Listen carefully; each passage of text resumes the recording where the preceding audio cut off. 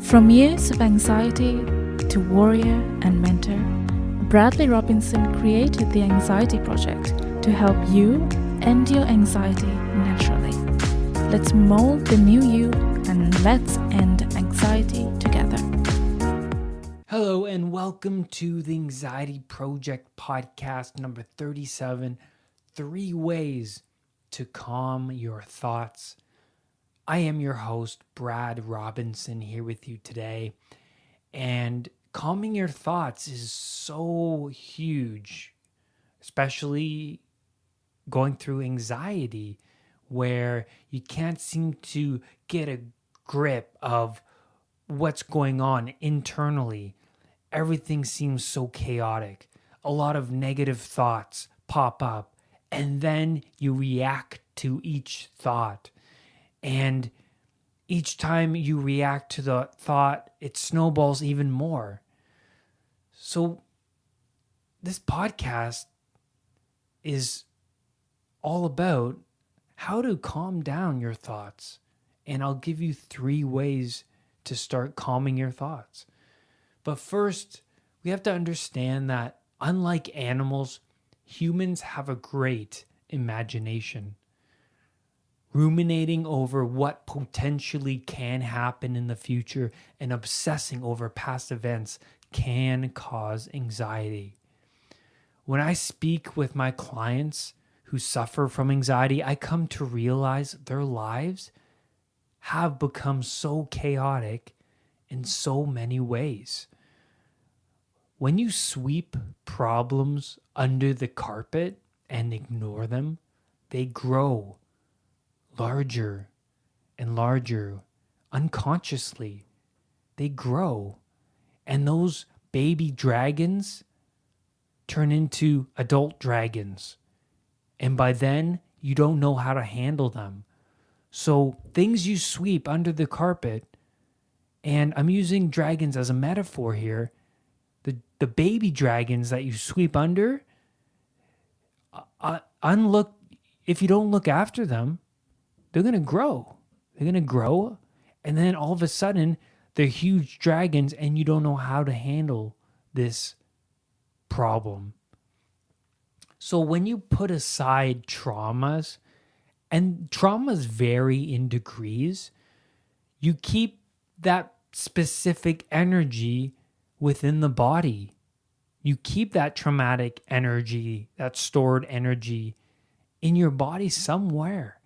Do you ever find that random memories of past embarrassing events or traumas, they pop into your mind at random during the day? Then what do? Well, you push them. You push the thought away and you ignore it. Your unconscious is actually trying to tell you something there. That there is this trauma that needs to be dealt with and released from the body. The unconscious mind only wants the best for you. That is why these memories pop in at random. It's the unconscious saying, hey, Brad, hey, Susan, hey, Johnny, you need to deal with this. You need to deal with this trauma. That's why I'm sending it your way. I don't want to hold on to it. The unconscious only wants the best for you. It wants to get rid of these memories. When your mind is snowballing out of control with negative thoughts, then you may have been ignoring unresolved emotional memories. So much baggage has accumulated where you cannot even think straight and gain control over your thoughts. For instance, if I put something that I really need to make a decision on aside, then it's going to keep growing and growing until one night I won't be able to sleep. And why can't I sleep? It's because this decision is still there. It still needs to be dealt with. It still needs to be taken care of. And this happened when I was making the decision to leave the camera union I was in. I was working in film and broadcasting, and the career didn't suit me the way I hoped it would. It was too long. The hours were too long, and I didn't spend enough time with family, and I didn't take care of my health properly because I was eating poorly on these film sets. So I was putting off the idea to leave the union and start my coaching business. And I would put this decision aside for a week. I would not make my decision. And then 2 weeks would pass. And then I still didn't make my decision until one night I just lied in my bed wide awake. And I was like, I have to make a decision or else the dragon keeps getting bigger. If I don't make a decision now, I won't be able to sleep the next night or the night after that. And how can I associate with family and my relationships properly if I have this weight on me? So I made the decision at 2:30 in the morning. I sent the president of the union an email saying I'm no longer interested in continuing my program here at the camera union, and I want to leave. And that was it. And the weight lifted, and later I fell asleep. I knew I wanted to do the right thing. I knew I wanted to leave. But it was that decision. I was too afraid to confront the snakes, so to speak. I was too afraid to confront the dragon. I needed to face the dragon, make a decision. And we ignore the dragon. We ignore the baby dragons. We see a stack of paper in our office and we're like, I'll get to that later. And then a week goes by and you haven't even sorted out that stack of paper. What's going to happen? 2 weeks go by and now that stack of paper looks even more frightening the more you put it off.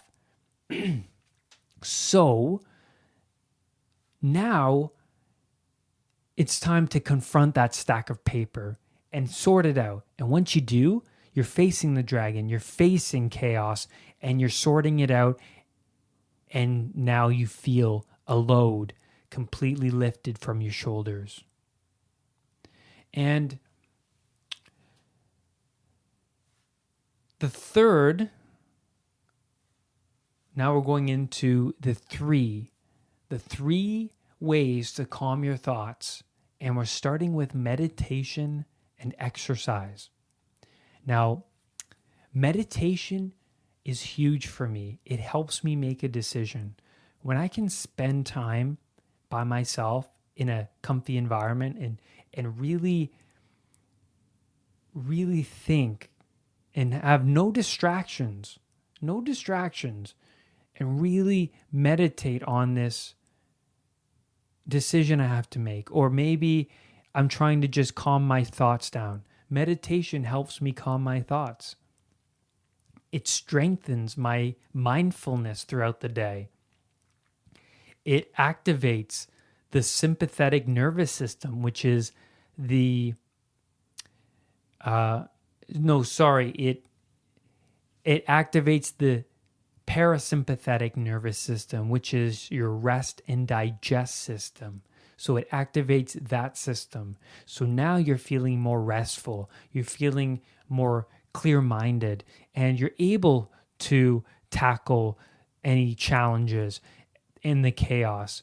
When you can sit and meditate and beginning meditation is very difficult at first, but make it a routine, because now that I've made meditation a routine, I can really rely on meditation as a tool and technique to really calm myself down, my whole immune system down, to the point where I can really tackle challenges better. Exercise, huge. It Exercise releases any built up energy from within the body, and it burns off any adrenaline. So it forces you to breathe more heavily, thus strengthening the immune system. And not only that, exercise releases endorphins, which make you feel happy and stress-free, and it reduces tension and it improves your sleep. Going through my anxiety recovery, I was exercising 3 to 4 days a week.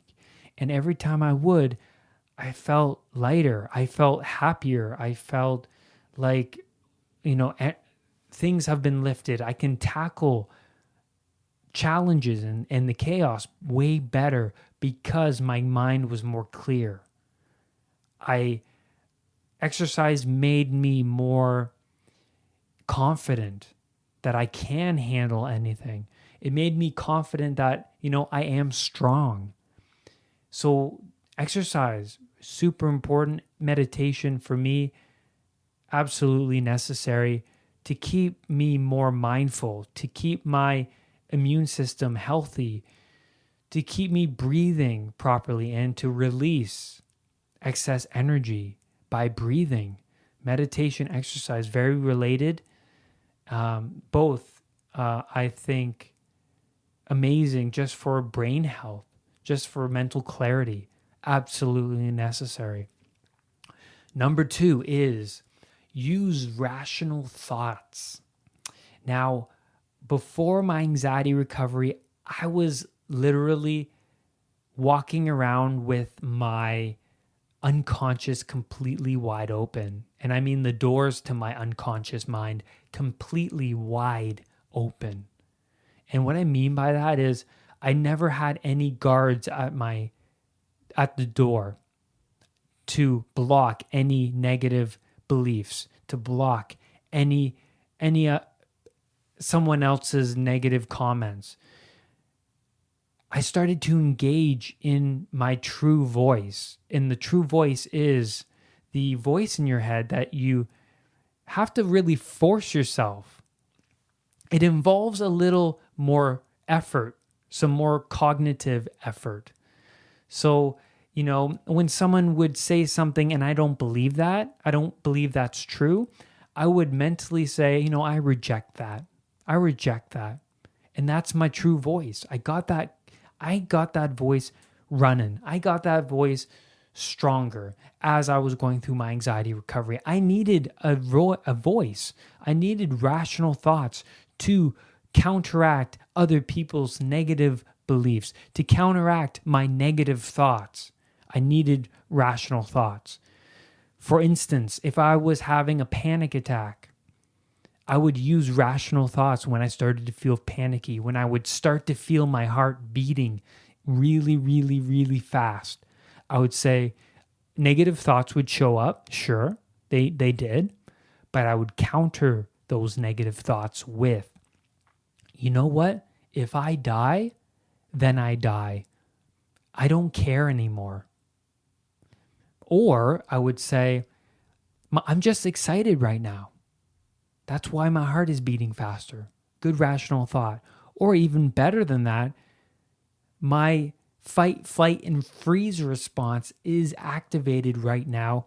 And this is just a normal bodily sensation.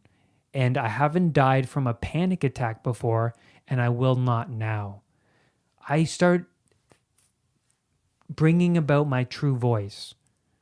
And it counters all the negatives that are coming about in my head.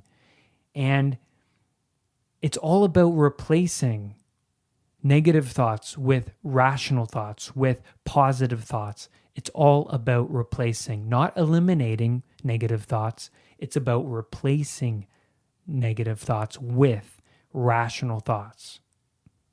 And if you come to a problem, ask yourself these questions. Ask yourself in your head or out loud if you're alone or wherever, what would happen if I did? What would happen if I didn't? What wouldn't happen if I did? What wouldn't happen if I didn't? Now, each one I would have answered in regards to the problem I'm having. And the reason why these questions are so good to say to yourself is that it loosens your tight grasp of the problem. Because as you may realize, that last question, what wouldn't happen if I didn't, it's actually very confusing to cognitively comprehend, but your unconscious understands, right? And after you ask yourself these questions, then you feel lighter, like you've loosened your grip of the problem. Because now you're not even really thinking about the problem. You're really thinking how to answer the question that's related to the problem, and thus loosening your grip of it and making you think, is this really actually a problem? So rational thoughts, absolutely necessary for anxiety recovery. And this leads us into number one, and it's so important, especially for my old self. It's slow down. Slow down. I used to run out in the mornings without my wallet. I used to run out of the house without my car keys. I used to run out of the house with without my phone, and then I'd have to drive all the way back home, grab it, and then go back out. I was always in a rush. Are you rushing around too much throughout the day? Slow down. If this is a consistent problem like me back in the day, write on the top of your hand an S signifying slow down. You need something to remind you. Maybe set an alarm on your phone at certain periods during the day to remind you to slow down. Slowing down is going to get you more mindful. And it's also important to recognize which parts of the day you find the most chaotic and start to work on that. So say your morning is way too chaotic. Figure out ways to slow down during that time. Maybe pack a lunch the night before or prepare your backpack the night before. It's really about being prepared and not rushing around, because when you start your day in a complete rush and panic, it's not good to start your day like that. You want to start your day relaxed, organized, fully in the moment, and ready to take on your day properly. So slowing down, absolutely crucial. Take your time while you eat breakfast instead of packing everything. When I switched from anxiety sufferer to anxiety warrior, I constructed a morning routine where, now I eat breakfast. I take my time. I have enough time in the morning. I take my time eating. I meditate as soon as I wake up in the morning. I stretch. I have such a good amount of time in the morning to give back to myself. And if you say, Brad, I don't have time in the morning. I have to work. I have to get out of the house. I don't buy it. And the reason why I don't buy it is because that's just an excuse. And I don't buy it because when I was working in the camera union, I was working 16 hours a day, every day, for 5 days a week. 16 hours a day. Sometimes I'll start at 10 in the morning and then I'll leave at 3 a.m. This was the film schedule I was running on. But I still made time in the morning to sit, write in my journal, and meditate. I still made the time because I knew this is the only way that I'm going to gain some control in my life. This is the only way where I can establish order. I need a routine because we humans, we need routine. We need consistent sleep patterns. We need routine so that it doesn't add any other stress. I know every day this week I'm getting up at 6. I don't have to worry about what time I'm getting up. I know every day that I get up and I meditate and I do my morning routine. I just know that's how it is. I know what I'm eating for breakfast because I eat the same thing every day. It's just a routine for me. So routine, slowing down, very important for anxiety recovery. Thank you so much for tuning in and listening to the Anxiety Project podcast. I hope you enjoyed this podcast. Please leave a review on iTunes. I would greatly appreciate it. I hope you enjoyed it. Do not let anxiety define who you are. I will see you on the next episode. Bye-bye. For more podcast episodes, for more video content, and one-on-one coaching with me via Skype, visit www.unpluganxiety.com for everything you need to know about ending anxiety naturally. I love you all. Have a great day. Bye-bye.